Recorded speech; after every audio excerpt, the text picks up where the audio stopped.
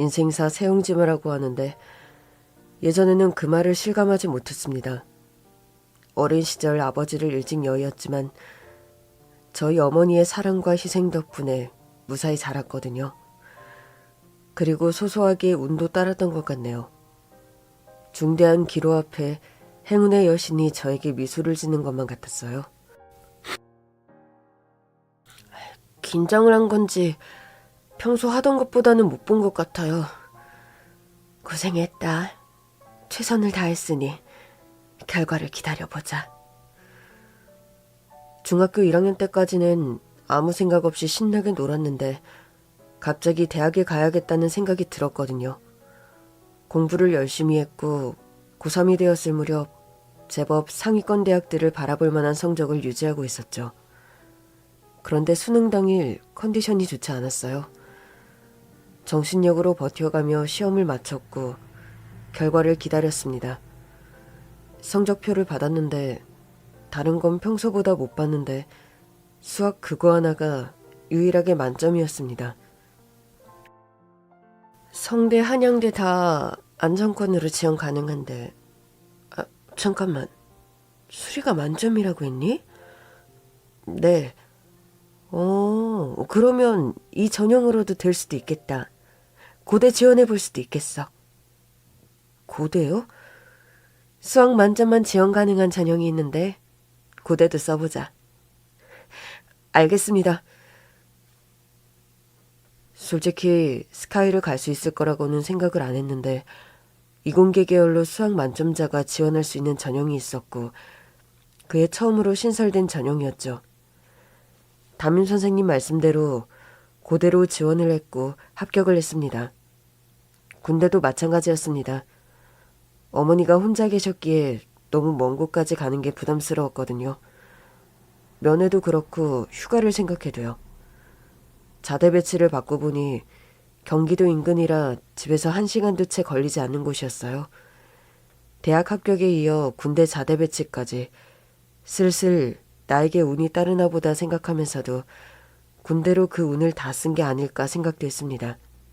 아휴, 무사히 전역을 해서 다행이구나. 축하한다. 네, 엄마. 이제 복학해야죠. 그래, 복학해서 열심히 공부해야지.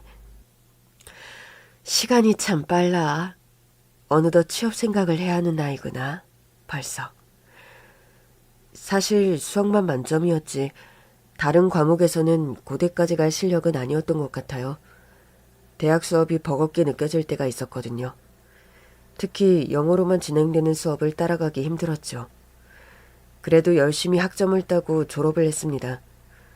취업 준비를 하며 여러 회사들을 알아보았고 운이 좋게도 한 대기업에 합격할 수 있었습니다. 면접관 한 명이 저를 매우 좋게 본 것 같았죠.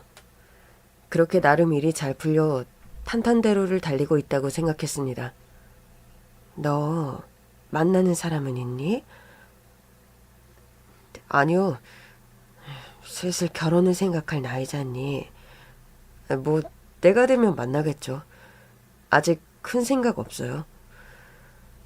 열심히 직장 생활하고 돈도 모았는데 30이 훌쩍 넘도록 제대로 된 연애 한번 해보질 못했죠. 어머니의 걱정이 많아졌고 겉으로 덤덤한 척했지만 쉽지가 않더군요. 순탄하게 여기까지 왔지만 결혼이라는 인생의 중요한 관문 앞에서 커다란 벽을 마주한 느낌이었죠. 물론 대기업에 다니다 보니 대학 동기들, 직장 동료를 통해 간간히 여성을 소개받을 기회도 있었습니다. 혹시 미래 계획이 어떻게 되세요? 직장 열심히 다니고 아이 낳고 어머니 모시면서 평범하게 살고 싶네요. 어머니를 모신다는 게 어떤 의미인지 여쭤봐도 될까요? 말 그대로 제가 모셔야 합니다. 홀어머니시고 평생 제 뒷바라지 하신 어머니세요. 그렇군요.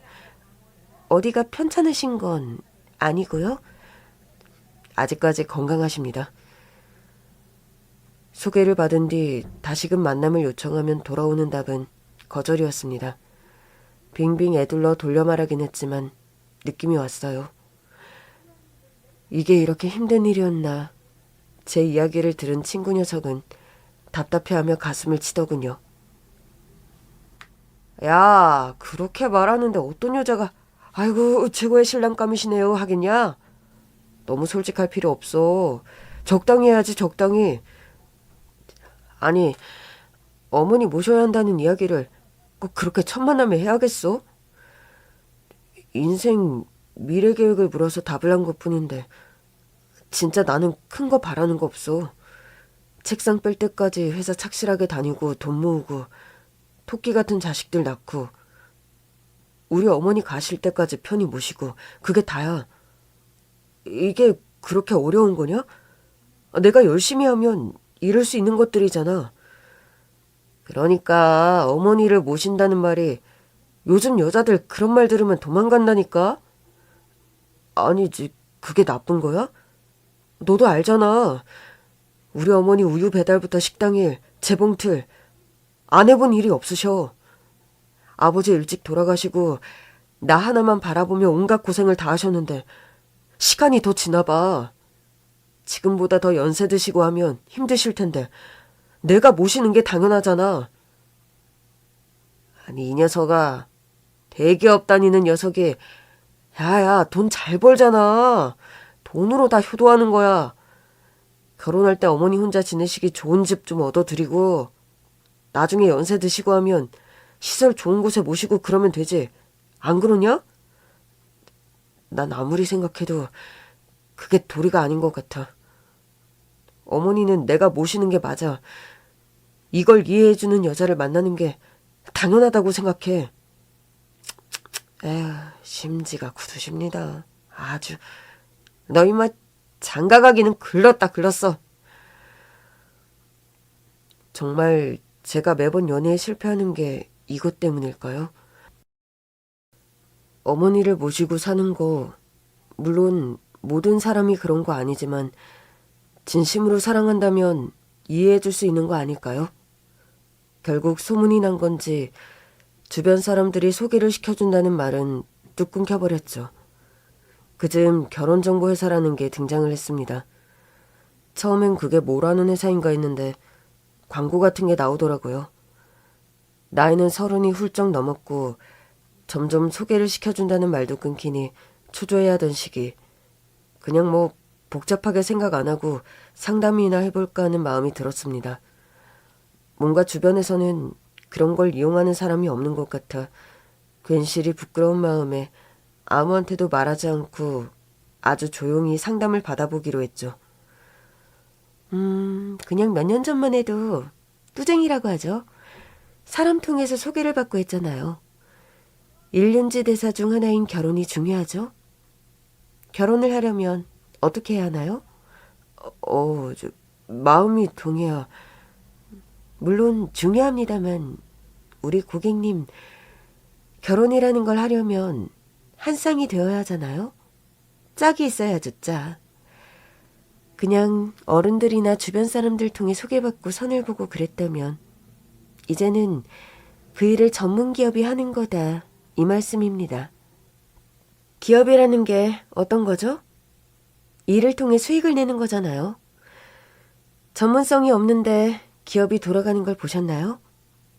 아니요. 그렇죠? 그러니 우리 회사가 중매의 전문성을 갖춘 회사라는 말이에요. 그렇군요. 우리 고객님 고대 졸업에 대기업 다니시네요. 이 정도면 조건이 아주 훌륭하신데 왜 아직 장가를 못 가셨을까? 그러게 말입니다. 바로 딱 맞는 천생연분을 만나지 못했기 때문이죠. 우리는 데이터를 통해 회원님들의 조건, 성향, 희망사항 뭐 이런 걸 쫙 다 분석을 해가지고 그냥 최적에 딱 맞는 짝을 찾아드린다 이거예요. 프로페셔널. 기업 정신으로다가 이해가 되시죠? 네, 그러면 뭐 가입비 같은 게 있는 건가요? 당연하죠. 고객님의 소중한 돈을 내고 가입하는 만큼 딱 맞는 짝을 만날 때까지 우리 매니저들이 아주 성심성의를 다할 것입니다. 저희만 믿으세요. 지금에야 결혼정보회사도 여러 곳이고 광고를 보니 참 세련되게 보이더라고요. 예전에 비해 결혼정보회사 이용하는 걸 당연하게들 생각하는 것 같고. 그런데 결혼정보회사 초창기였던 그때는 참 뭔가 투박했던 것 같아요. 어쨌든 가입비로 이윤을 내고 데이터 분석인지 뭔지를 해서 짝을 찾게 해준다는 거. 짝을 만나는데 돈을 내고 만나야 하는 건가 마음이 불편했지만 목적이라는 게 확실하니 이 회사를 찾는 거 아니겠어요? 그건 나뿐 아니라 피차 상대 여성도 같을 거였으니까요. 그렇게 가입비를 내고 몇 명의 여성을 소개받았습니다. 주변 사람들 통해 소개받은 여성들보다 아주 직설적인 여성들이 많았습니다. 연봉은 어떻게 되세요? 집은요? 작아세요? 고대 나오셨네요. 서울대는 지원을 안 하셨었나요? 혹시 해외에서 거주할 계획이 있으세요? 자녀 계획은요? 노후 준비는 언제부터 하실 건가요? 질문들이 대충 이랬던 것 같네요. 맞습니다. 이런 회사 통해 만나는 곳에서 낭만이라는 걸 기대하다니 내가 참 순진했구나 이런 생각이 들면서도 경험이 나쁘지는 않지 하면서 이왕 돈을 냈으니 회사에서 이제 그만 오세요 할 때까지는 열심히 만나보자고 생각을 했죠. 거듭되던 짧은 만남에 지쳐갈 때쯤 마지막에 한 여자를 만나게 되었습니다. 안녕하세요. 박현철이라고 합니다. 안녕하세요. 김연희라고 해요. 차분한 느낌의 여자였는데 왠지 느낌이 좋았습니다. 다른 여자들처럼 연봉, 직업 그런 걸 묻지 않더라고요. 처음으로 취미가 뭐냐는 질문을 받았죠. 그게 참 기억에 남습니다. 취미요? 제가 바쁘게 살아오느라 많은 취미를 갖지는 못했는데 가끔 산에 오르고 하는 걸 좋아합니다. 좋은 취미를 갖고 계시네요. 저도 등산을 좋아해요. 그러시군요. 올라갈 때 힘들지만 정상에 올랐을 때의 기분은 산을 오른 사람만 아는 거잖아요. 그렇죠. 연희 씨, 연희. 이름이 참 예쁘네요. 감사해요. 그렇게 대화가 잘 통했고 용기를 내어 다음 만남 요청을 했는데 연희 씨가 선뜻 오케이를 해줬네요. 이렇게 괜찮은 여자가 왜 결혼정보회사를 통해 짝을 만나려는 건가 의문이 들 정도였습니다. 외모도 성품도 직장도 뭐 하나 빠지는 게 없어 보였거든요. 나이가 30살이 다 되었다는 거 말고요. 하긴 그 당시에 20대 후반만 돼도 노처녀 취급을 받던 시기였으니 30살이면 좀 많기는 했죠. 저는 전혀 신경 쓰지 않았습니다. 제가 연구원이거든요. 공부를 오래 했고 또 기업 연구소에서 일을 한 지가 얼마 안 됐어요. 좀 많이 바빴네요. 사람 만날 틈이 없었습니다. 그러셨군요. 이해합니다. 자기 분야에서 그렇게 열심히 일을 하시다니 정말 훌륭하시네요. 감사합니다. 우리는 계속 만남을 이어갔습니다. 흠이라 할 건 없었지만 남들이 결점이라며 여겼던 부분, 제 경우에는 어머니를 모셔야 한다는 거, 아내의 경우는 나이가 많은 노처녀였다는 거였는데 이것을 서로 완벽하게 이해를 하고 동의를 했습니다. 저는 공부 잘하고 전문 분야에서 실력을 발휘하는 연구원인 아내가 자랑스러웠어요. 게다가 성품도 너무 마음에 들었고요. 그렇게 어쩌면 내 인생에 없을 거라고 생각했던 결혼이라는 것을 연희 씨와 하게 되었습니다. 제 나이 33이었죠. 예, 며느라. 내 어머니 부담 주려고 하는 말은 전혀 아닌데 혹시나 말이다. 아기 낳을 생각이 있니? 그럼요, 어머니. 저는 아기를 좋아해요. 현철 씨도 그렇고요. 저희는 아기 낳을 거예요. 아, 그렇구나. 나는 우리 현철이 생각처럼 며느리 네가 공부 많이 하고 네 일을 열심히 하는 게 무척 자랑스럽다. 어머님, 감사해요. 결혼하고 나서 애 키운다고 하던 일 다 관두고 가정주부가 되는 사람들이 많다고 하는데 혹여나 애기 낳아도 그런 걱정은 하지 않았으면 좋겠다. 내가 같이 사는 만큼 애기 봐줄 테니 너 일 계속 하고 싶으면 얼마든지 그렇게 해라. 어머님, 연세도 있으시고 종일 아기 보기 힘들 텐데요. 현철이 어릴 때도 제 업고 다니며 온갖 일 하면서 키웠어. 그 세월도 버텼는데 걱정하지 마라. 어머님, 감사합니다. 모든 것은 아이가 태어난 이후 논의해도 될 일이었지만 아내는 저희 엄마의 말이 무척 위로가 된다고 했어요. 주변에서도 명문대 나오고 똑똑한 여자들이 많은데 아기 낳고는 오랜 기간 일터로 돌아오질 못하고 첫째 어느 정도 키워 복귀할 나치면 둘째가 태어나고 이래서 결국 가정주부가 되는 여자들 많이 봤다면서요. 저희 어머니 또한 연구원인 아내를 자랑스러워했기에 선뜻 말씀을 하신 거였죠. 오늘 퇴근하고 왔더니 어머님께서 나 좋아하는 고등어 조림 해주신 거 있지? 그랬어? 나도 내일 아침에 먹어봐야겠다. 여보, 내가 간간히 야근 때문에도 그렇고 늦는 날이 있는데 엄마랑 둘이 있는 거 불편하지 않아? 에이, 무슨 소리. 어머님이 나한테 얼마나 잘해주시는데. 퇴근하고 집에 오면 피곤한데 어머님이 저녁 차려주셔. 어머님 요리 솜씨도 너무 좋아서 그냥 피로가 다 풀리는 것 같아. 어머님 같은 시어머님 만난 내가 복이지. 어머님께 너무 맛있다고 잘 먹었다고 말씀드렸더니 너무 좋아하시더라. 자기야, 우리 주말에 어머니 모시고 가까운 곳에 바람 쐬러 다녀올까?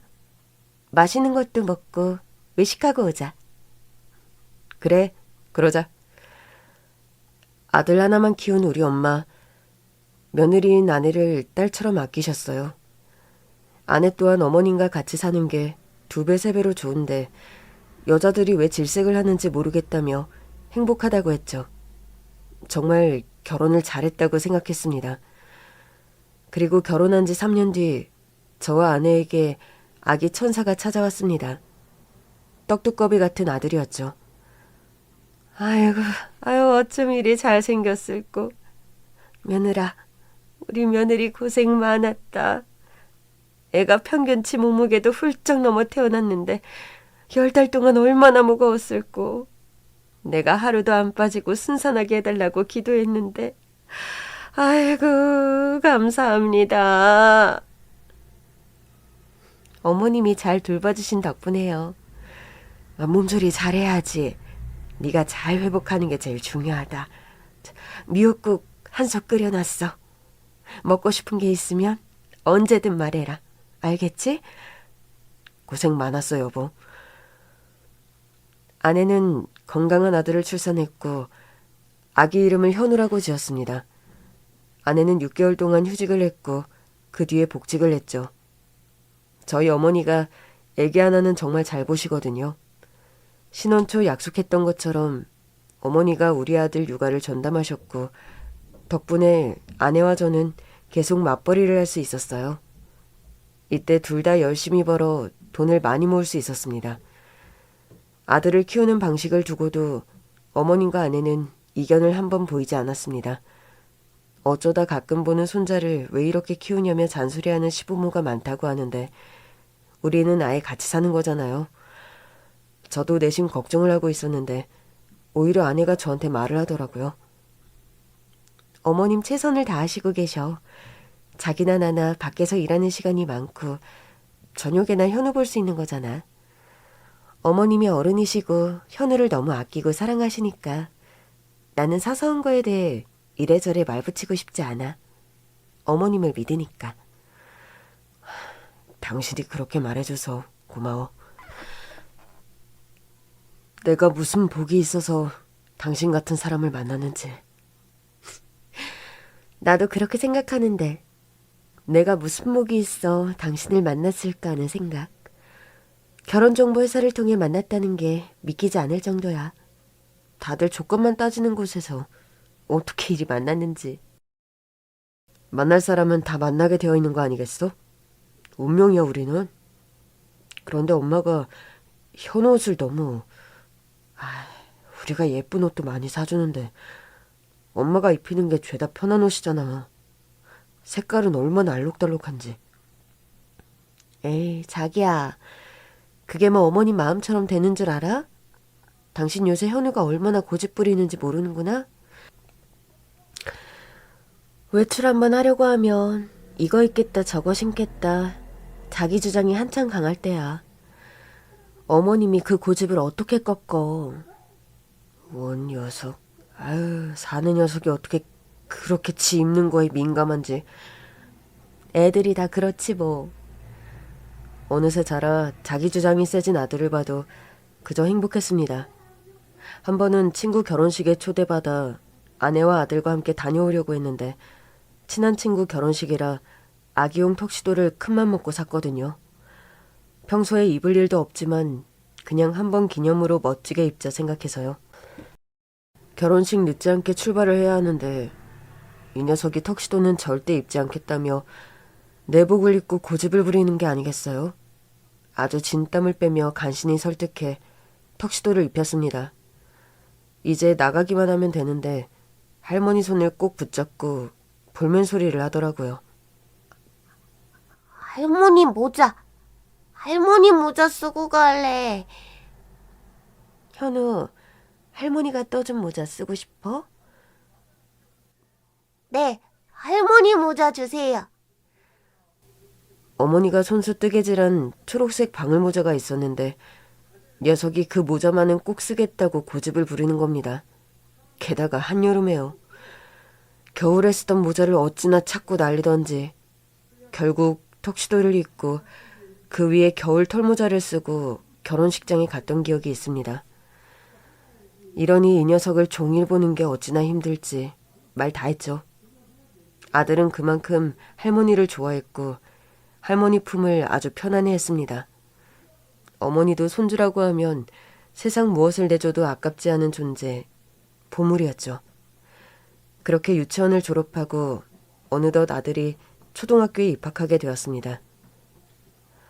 우리 현우 이제 초등학교를 간다. 아유, 시간이 어찌나 빠른지. 현우 이만큼 큰 게 다 어머님 덕분이에요. 아이고, 그리 말을 해주니 고맙다만 그래도 나는 할미지 않니? 니들이 현우 엄마 아빠지. 너희들 밖에서 돈 버느라 고생하면서도 매일매일 특히 주말이면 어떻게든 현우랑 시간 보내려고 하는 거 잘 안다. 그게 중요하지. 내가 현우를 많이 봐주지만 현우가 엄마나 아빠한테 결핍 같은 거 느끼지 않고 자랐으면 좋겠어. 그거면 됐다. 충분해. 늘 감사해요, 어머님. 그나저나 너희들 정말 둘째 생각은 없는 거야? 낳으려면 빨리 낳아서 한 번에 키우는 게 나았는데 니들 이러다 현우 10살 됐을 때 덜컥 늦둥이 낳아서 나한테 키워주셔 하면 나는 그냥 도망갈란다. 그런 일 없어요, 엄마. 처음부터 그랬잖아요. 하나만 낳아서 잘 키우자고. 그러기에는 저도 이제 나이가 많고요, 어머님. 불가능한 일은 아닌데 노선을 걱정해야 하는 나이는 맞으니까요. 옛날에 누구 이웃 사람한테 들은 바로는 45을 훌쩍 넘겨 애를 낳은 여자도 있다더라. 아유, 세상에 얼마나 힘들었을꼬. 아주 별일이 다 있어.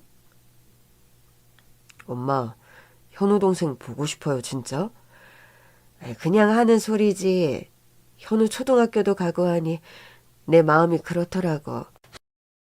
아장아장 걸어다닐 때가 엊그제 같은데 언제 다 커서 학교를 간다고 그러나. 지금도 예쁘지만 아기 때 우리 현우 정말 예뻤는데 다들 첫째 크면 그 아가 시절이 그리워서 둘째 낳고 그런다고 하지 않니? 그래서 그냥 말해본 거다. 어이구, 이젠 나도 늙어서 지금 갓난쟁이 키우라고 하면 못하지. 못해. 우리 엄마 10년은 끄떡없지. 하나 낳아줘요? 현우 아빠, 농담이라도 그런 말 하지 마요. 어머님 지금도 너무 힘드셔. 어머님, 그래도 현우 초등학교 가면 학원도 다니고 할 거니까 좀 나을 거예요. 아이고, 뭔 고작 1학년 애기가 학원을 다 다닌다냐. 그냥 전화할 때는 해질 때까지 뛰어노는 게 최고지. 우리 때랑은 좀 다른 것 같아요. 교육열이 한참 올랐고 돈이 없는 것도 아닌데 그래도 애가 뭘 좋아하는지 뭘 잘하는지는 알아야죠. 경험해보게 하고 차차 자기가 생각할 수 있도록 하려고요. 아이고, 누가 보면 현우 애비가 초등학교 때부터 그냥 공부만 열심히 한 영재인 줄 알고 있다. 이 며느라. 얘는 중학교 2학년 때까지 책상 앞에 엉덩이를 못 붙이고 있던 놈이다. 그냥 공부를 아주 벼락치기로 했어. 에이, 5년 동안 열심히 공부했는데 그걸 벼락치기라고 하면 억울하죠. 들었어요, 어머님. 공부 늦게 시작하긴 했는데 수능 때 운도 따라줬다고요. 난 그때 내 운을 다 쓴 줄 알았는데 아니었지. 군대 취업도 잘 됐잖아. 취업됐을 때만 해도 이제 내 인생 운은 다 썼다 했는데 그게 끝이 아니었어. 내 생에 가장 크게 운이 따른 거. 행운은 당신을 만나 결혼해서 우리 현우를 낳은 거지. 아이고, 결혼한 지 10년이 넘었는데 그냥 깨를 볶는구나, 깨를 볶아. 아들이 초등학교 입학을 했고 저희도 어엿한 학부모가 되었습니다. 아내도 저도 직장에서 경력이 중요해 계속 쌓아가는 시기였죠. 열심히 벌어 어머니께 효도하고 우리 아들 부족한 거 없이 키우고 그렇게 살다 보니 아주 먼 미래도 그리게 되더군요. 시간이 참 빨리 가잖아요. 언젠가 우리 아들도 대학에 가고 군대를 다녀오고 또 취업을 하고 누군가를 만나 가정을 이루고 그때가 되어 느긋하게 노후를 보내는 저와 집사람을 상상해 보았습니다. 우리가 살아온 여정을 돌아보며 당신 만나길 참 잘했다. 당신 참 수고했다. 서로 다독여주는 그런 나날을 생각해 봤어요. 아직 먼 일이지만 언젠가 올 날이었기에 하루라도 젊을 때 성실하게 살며 미래를 준비해야겠다고 생각했습니다. 그런데 이런 아무 걱정 없던 생활에 이상한 기운, 균열이 생기기 시작했습니다. 우리 아들이 딱 10살이 되던 때였죠. 저 왔어요, 어머니. 나왔어. 현철이 왔냐? 네, 엄마. 현우는요? 아까 전에 재웠지. 잘 자고 있다. 고생하셨네요. 근데 현우 엄마는요? 응? 너도 연락 못 받았냐? 무슨 연락이요? 집에 없어. 아직 안 왔어. 네? 지금 10시가 다 되어가는데요? 야근을 하는 건가? 아침만 해도 그런 말이 특별히 없었는데 회식인가 뭐 그런 거 하는 거 아니냐? 그랬으면 저한테 말을 했었을 텐데요. 어머나, 아이고, 아주 그럼 혹시 무슨 일 생긴 거 아니냐? 얼른 전화해봐라. 내가 아까 8시경에 전화 한번 넣었는데 안 받길래 바쁜가 보다. 너한테는 연락을 했겠거니 생각했어. 이상하네요. 아내가 연락도 없이 귀가가 늦은 적은 한 번도 없었거든요. 갑자기 불안감에 휩싸여 전화를 했는데 전화를 받지 않더라고요. 1시간이 지나고 미치겠더라고요. 갑자기 뭐 온갖 상상이 다 들면서 위험한 상황인 거 아닌가 별 생각이 났어요. 자정이 거의 다 된 시각 아내가 집에 왔습니다. 당신은 어떻게 된 거야? 어? 말도 없이 무슨 일이야? 나 경찰서에 신고하러 가던 길이었어. 무슨 신고를 해? 내가 무슨 어린애야? 그러니까 여태까지 뭘 했길래 연락도 없이 이 시간에 오는 거냐고. 아니, 왜 이리 소리를 질러? 현우 잠 깨겠다. 지금 그게 중요해? 조용히들 해라. 이 늦은 시간에 소란스럽게 뭐 하는 거야? 무사히 들어왔으니 됐다. 아침에 이야기하고 그만 들어가. 어머니의 중재로 싸움을 그치고 방으로 갔습니다. 아내는 한마디 말 없이 등을 돌려눕고는 잠을 자더라고요. 연애 시절부터 지금까지 한 번도 이런 적이 없어서 뭘 어떻게 해야 할지 몰라 혼란스러웠습니다. 아침이 되자 어제 밤에 있던 일은 별거 아니라는 듯 그냥 중요한 연구가 있는데 휴대폰이 꺼져 있었다. 연락 못해 미안하다고 하더니 쌩하고 먼저 출근을 하더라고요. 아이고 머니, 제 아침도 안 먹고 나간 거야? 바쁘대요. 어제는 그래서 무슨 일이 있었다니? 연구가 바빴대요. 휴대폰이 꺼져 있어서 시간 가는지도 몰랐다네요. 걱정 끼쳐서 미안하다고. 그래, 그러면 그렇지. 뭔 일이 있었을라고. 너도 직장 생활하니 알지 않니? 바깥 일이 녹록한 게 하나 없는데 집에서 그렇게 박박 신경 긁는 거 아니다. 바가지를 꼭 여자만 긁는 것도 아니잖니. 연희재도 여지까지 사회생활 쭉 하던 앤데 너무 그러지 말아라. 저희 집사람을 아꼈던 어머니가 아내 편을 들어주었지만 찜찜한 마음은 가라앉지를 않더라고요.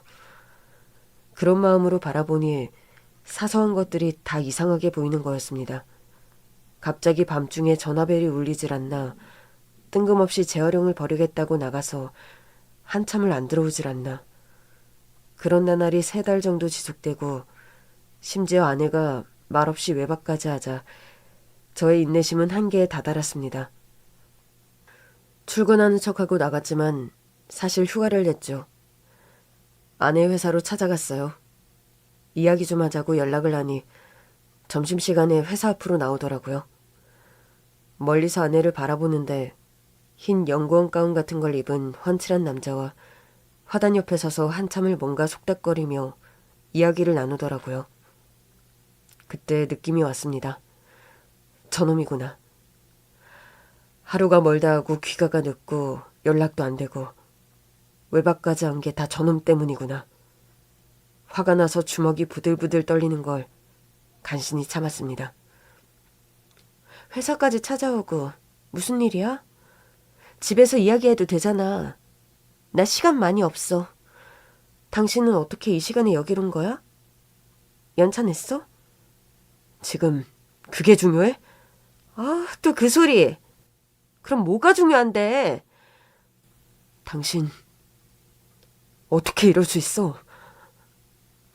어떻게 나랑 현우한테 또 우리 엄마한테 이럴 수가 있냐고! 무릎을 꿇고 비는 걸 바란 것도 아니었지만 최소한 사과 한마디는 들을 줄 알았습니다. 진심으로 사과하고 앞으로 그런 일이 없다고 하면 우리 아들, 어머니를 생각해서라도 넘어가 줄 마음도 있었어요. 그런데 상상도 못한 말이 아내의 입에서 튀어나오더군요. 다 알고 온 것 같으니까 길게 말 안 할게. 이제 그만하자. 뭐? 서류 보낼 테니 2장 찍고 깔끔하게 끝내. 그놈이야? 그놈 때문에 이러는 거야? 네가 이러고도 애 엄마야? 현우는 어떻게 할 건데? 양육권은 당신이 가져. 어머님 계시니까 현우 잘 키울 거라고 믿어. 저는 정말 꿈을 꾸는 줄 알았습니다. 언제부터 저런 생각을 해왔던 건지 무슨 준비한 대사처럼 이혼과 양육권 이야기를 술술 하더라고요. 집에 와서 어머니께 말을 하는데 평소 그 의연하고 태어난 저희 어머니조차 거의 쓰러지실 뻔했어요. 어머니가 집사람과 이야기를 해보겠다고 했지만 아내는 그런 자리를 만들지 않았죠. 짐을 챙겨 집을 나가버린 뒤 이혼 서류가 날아왔습니다. 상간남 소송을 알아보는데 뭐 증거 확보할 틈도 없었고 실제 발견한 것도 없었죠. 아내는 순순히 유책 배우자 인정을 했고 재산 다 나누고 위자료도 저에게 주었고 속전속결로 이혼이 마무리되었습니다. 배신감에 치가 떨려서 반년 동안 어떻게 살았는지 제 아들과 어머니가 곁에 없었다면 저는 버텨내지 못했을 것입니다. 그렇게 이혼의 상처를 딛고 어머니와 함께 아들을 열심히 키웠습니다. 아들은 엄마를 그리워했지만 나이가 들며 사실을 받아들였죠. 그리고 어느덧 이혼을 한 지 10년, 50세의 나이로 저는 회사에서 퇴직을 하게 되었습니다. 버틸 때까지 버틴다고 하더니 앞으로 생각해둔 것은 있니? 올해 제 나이 50이에요. 어머니, 인생 절반 반환점을 돌았는데 20대 때부터 이직 한 번 없이 계속 같은 회사에 있었잖아요. 남은 10년을 생각해봤는데 정년 때까지 버티는 게 힘들었어요. 다행스럽게 현우 대학도 잘 갔고 몇 년 전부터 생각하던 일을 하고 싶어요. 그래, 뭐 퇴직하고 창업하는 게 어디 너 하나겠니? 서울대 나온 사람들도 치킨집하고 택시 운전한다는데 열심히 해보려고요. 사실 퇴직 몇 년 전부터 창업에 관심이 생겨서 이거저거 알아보고 있었거든요. 많은 선택지가 있었지만 피자집을 하고 싶다는 생각이 들었어요. 아들이 어렸을 때부터 피자를 좋아하기도 했고 어머니도 좋아하는 음식이었죠. 모아둔 돈과 퇴직금으로 강남에 프랜차이즈 피자집을 열었습니다. 대학생이 된 아들도 가게에서 일을 도와주었고 직원들 쓰는 것부터 배달까지 처음 해보는 일이라 복잡했지만 프랜차이즈였기에 어느 정도 시스템이 있었죠. 아빠, 나 오늘은 피자 안 먹어요. 너 이 녀석 이렇게 금방 질린 거야? 너 어렸을 때부터 아빠가 피자집 사장이면 좋겠다고 노래를 불렀잖아. 아빠, 초등학교 땐 다 그러잖아요. 문방구집 아들 부러워하고 분식집 딸 부러워하고 나도 그런 거였는데 그땐 회사에 뼈를 묻으시겠다 하더니 이제와 진짜 피자집 사장님이 되실 줄이야. 벌써 질리면 안 되지. 장사 초반인데. 네가 맛도 좀 보고 신경 쓸 게 많아. 대학 친구들 데려와도 아빠는 좋다. 서비스 팍팍 주고 피자 좀 먹고 가라고 해. 평생 회사만 다니다가 가게를 운영하는 게 힘들었지만 그래도 내 가게이고 사장이니 의욕이 충만했고 열심히 했습니다. 1년 정도 지나야 다들 자리를 잡는다고 하길래 창업 초기가 제일 중요하다는 생각이었죠. 그런데 이때 생각지도 못한 불행이 우리 가족에게 찾아왔어요. 아빠, 할머니 모시고 병원 다녀오셔야 할 것 같아요. 네 생각도 그렇지? 검사 받고 필요한 치료를 하는 게 맞는 것 같아요. 자꾸 깜빡깜빡 하시는 게 연세가 드셔서 당연한 거다 생각했는데 걱정이 많이 되네요. 냄비 올려놓고 잊어버리시는 건 다반사고 단어도 잘 기억을 못하세요. 아들이 느끼는 것만큼 저도 인지하고 있던 부분이었어요. 요새 들어 자꾸 물건 둔 곳을 잊어버리고 단어도 잘 떠올리지 못했는데 아들의 말을 들어보니 병원에 모시고 가야겠다는 생각이 들더라고요. 검사 결과 역시나 이미 치매가 진행이 되고 있다는 것이었습니다. 뇌파 검사 여러 검사 결과를 확인하니 명확해졌죠. 약을 꾸준히 먹어야 하고 돌봄과 관리가 필요했습니다. 피자집 오픈한 지가 얼마 안 되어 저는 가게 일로 바빴고 아들이 수업 마치고 집으로 와서 어머니를 돌보곤 했습니다. 아빠, 오늘 저 집에 오기 전에 할머니가 집 밖으로 나가셨어요. 아파트 단지를 엄청 돌아다녔는데 반대쪽 단지 놀이터에 앉아 계시더라고요. 점점 악화되는 것 같은데 큰일이다. 지금에야 제가 수업 마치고 와서 돌보고 하는데 내년에 저 군대도 가고 하면 아무래도 전담 요양사를 붙이거나 생각을 해봐야 할 것 같아요. 그래, 네 말이 맞다. 혼자 계시는 시간이 최대한 없도록 방법을 찾아야겠어. 치매는 심해졌지만 가게 문을 닫고 따끈하게 피자를 구워 집으로 가져오면 그렇게 좋아하셨죠. 아빠, 나 피자 좋아해. 피자 먹고 싶어. 어머니, 따끈할 때 드세요. 여기 제가 잘라드릴게요. 쭉쭉 늘어나는 이게 치즈야? 아유, 뜨거워. 아빠가 후회줘. 점점 어린아이가 되는 것 같은 어머니를 보며 마음이 무거워졌어요. 정말 일평생 온갖 일을 하며 저를 키우고 제 아들까지 키워낸 어머니. 편히 모시고 싶은 마음이었는데 몹쓸 병 중에도 몹쓸 치매라니 마음이 찢어지는 듯 했습니다. 처음에는 아파트 단지 내를 돌아다니다 발견이 되곤 하셨는데 점점 활동 반경이 넓어지는 것 같았죠.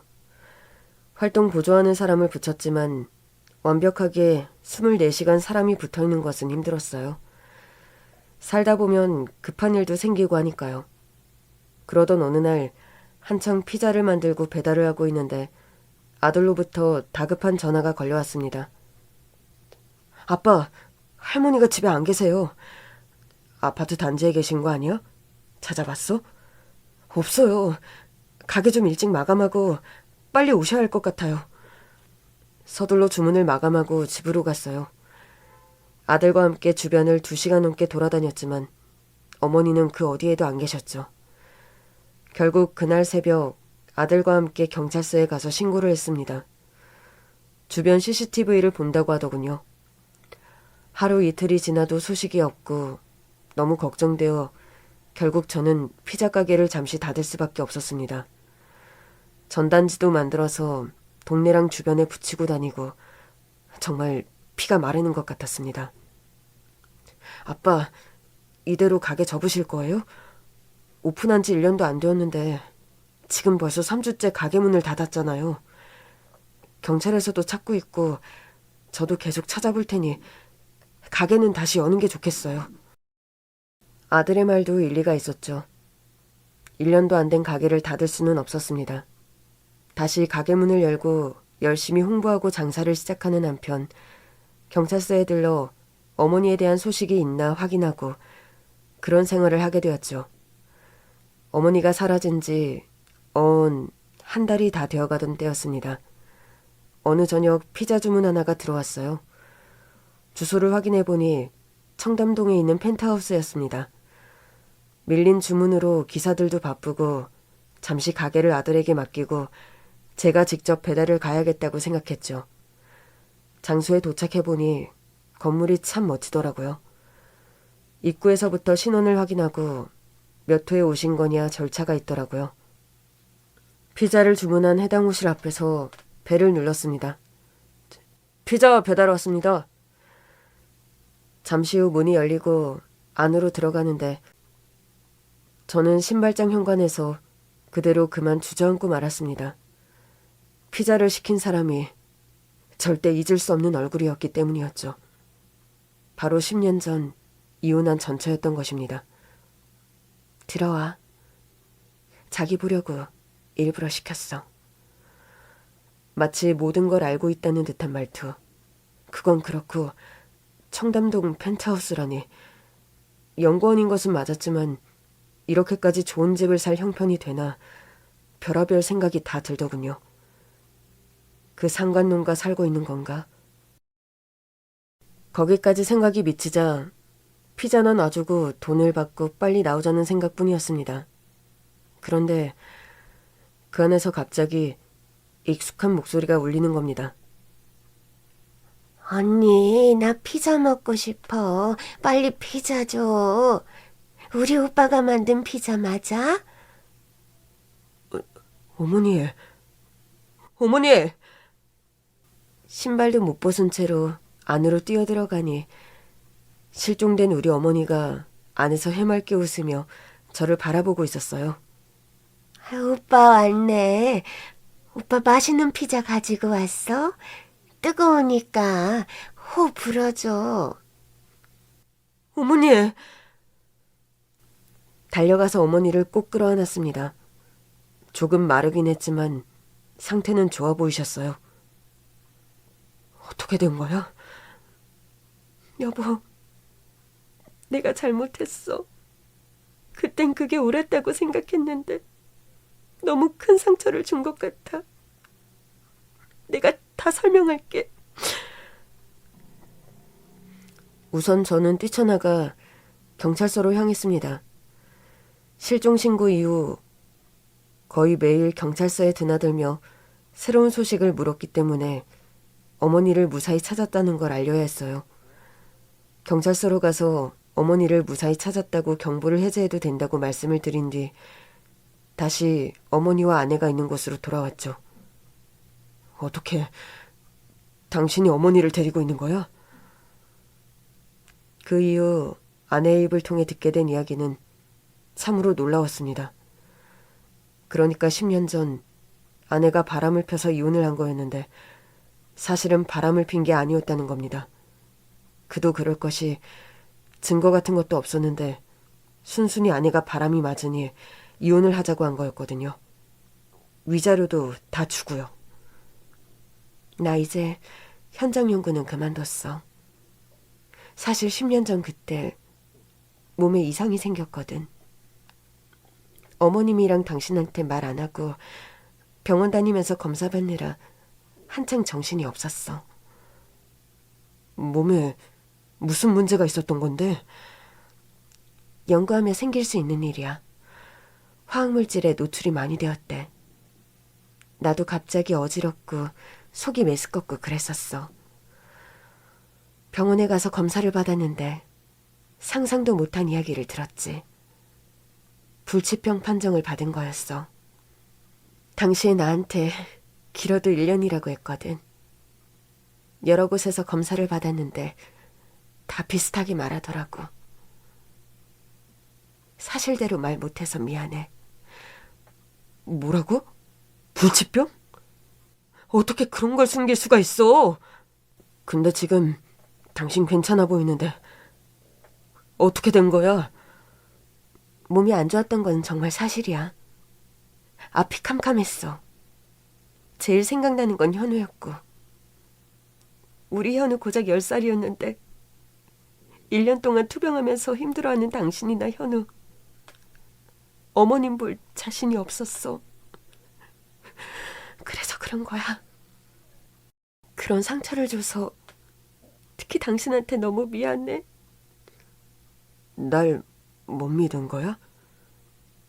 당신이 그런 상황인 줄 알았으면 치료받게 하고 옆에서 돌보면서 그랬을 텐데. 치료를 받아서 나아진다는 게 확실했으면 말하고 나도 곁에서 노력을 했을 거야. 그런데 정말 길어야 1년이라고 하는데 그렇게 아프면서 가족들한테 짐만 지고 아직 어린 우리 현우한테도 좋은 게 아니라고 생각했어. 정말 미안해. 그렇게 스스로의 선택에 따라 가족의 곁을 떠났던 아내. 제 마음을 확실히 돌아서게 하려고 오해한 상황에서 어떠한 해명도 하지 않고 이혼을 선택했던 것입니다. 그리고 장모님 댁에서 지내며 치료를 했다고 하더라고요. 불치병 판정을 받았지만 1년을 넘겼고 상태가 후전되며 2년, 3년 치료 기간이 길어졌다고 하더군요. 혼신의 투병이었다고 했어요. 7년이 지나 완치 판정을 받았다고 합니다. 완치 판정을 받았을 때 얼마나 기뻤는지 몰라. 7년이라는 세월을 힘들게 버텼거든. 그렇게 다시 건강해지고 나니 당신이랑 어머님, 현우가 너무 생각나더라. 하지만 아무 일 없었다는 듯이 당신 앞에 다시 나타날 수가 없었어.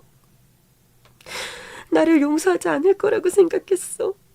나 같아도 그럴 거야. 그런 배신감을 안겨주고 뒤돌아선 사람을 어떻게 용서를 하겠어? 우리 현우도 어느덧 고등학생이 되었고 사실 나 현우 학교 앞으로 가서 몰래 보고 온 적도 있어. 정말 미안해 여보. 용기를 내지 못한 채 지난 3년 동안 아들 고등학교 주변을 돌다가 아들을 보고 뒤돌아서고 그렇게 지냈다고 합니다.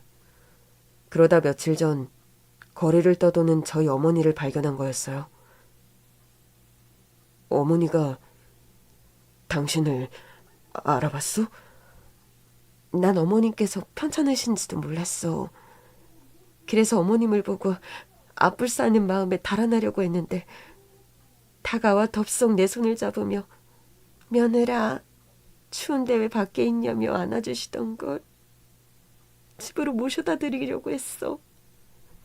당신이랑 현우가 걱정할 걸 알았으니까. 그런데 집 주소를 모르시는 거야. 일단 그래서 여기로 모시고 왔어. 그게 바로 이틀 전이야. 경찰에 바로 이야기를 했었어야지. 경찰에서 찾고 있는지도 몰랐어. 집에 가셔야 한다니까. 집이 어딘지 모르겠는데 당신이 해주는 피자가 먹고 싶다고 하길래 찾아본 거였다고. 그때서야 아내는 어머니가 치매였다는 걸 알았다고 해요. 집은 기억 못하는데 오빠가 맛있는 피자를 만든다고 피자 가게가 있다고 자랑을 했답니다. 말도 안 되지만 어쩌면 하늘이 주신 기회라고 생각했어. 여보, 날 용서해줘. 그 당시 정말 1년도 못 사는 줄 알고 그렇게 힘들게 투병만 하고 몹쓸 모습 보이며 가는 게 싫어서 모진 말과 행동으로 내가 상처를 줬어. 완치에 너무 오래 걸렸고 건강해진 뒤 당신이랑 어머님 현우 생각밖에 안 났는데 나서질 못했어. 어쩌면 어머님을 다시 만난 게 다시 기회를 주신 게 아닌가? 현우한테는 내가 설명할게. 내가 어떻게 해서든 설명할게. 필요하다면 투병 기록 이런 거 다 보여줄 수 있어. 지금 하는 말에는 하나도 거짓이 없어. 미안해, 여보. 저를 여보라고 부르는데 그게 꼭 어제 듣던 말처럼 뭔가 자연스럽고 편안하게 느껴지는 거였습니다. 아내의 투병 기록을 확인했어요. 그런데 이렇게까지 돈을 많이 모았던 건가 그 부분이 의아했는데 그 역시도 아내가 숨김없이 설명을 해주었습니다. 연구하던 회사 지분을 갖고 있었는데 연구가 성공했고 회사가 상장을 하며 주식이 대박을 쳤다는 것이었죠. 아내는 완치 판정과 동시에 주식 상장으로 많은 돈을 받게 되었고 지금은 연구자문위원으로만 활동을 한다고 하더군요.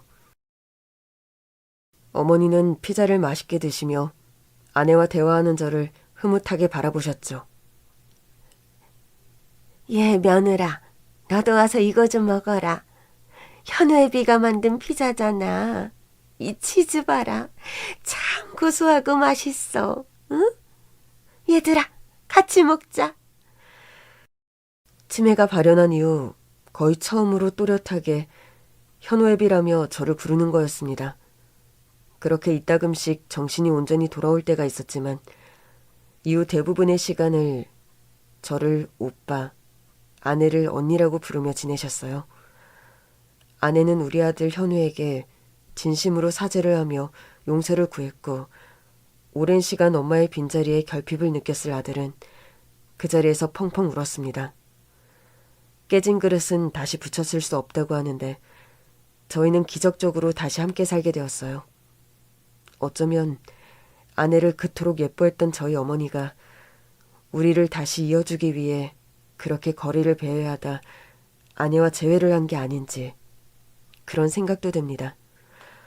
무사하시길 천만다행이고요. 다시 온전해진 가족이라는 그릇 안에 사랑과 믿음이 새어나가거나 쏟아지지 않도록 보듬으며 살아가리라 다짐을 합니다.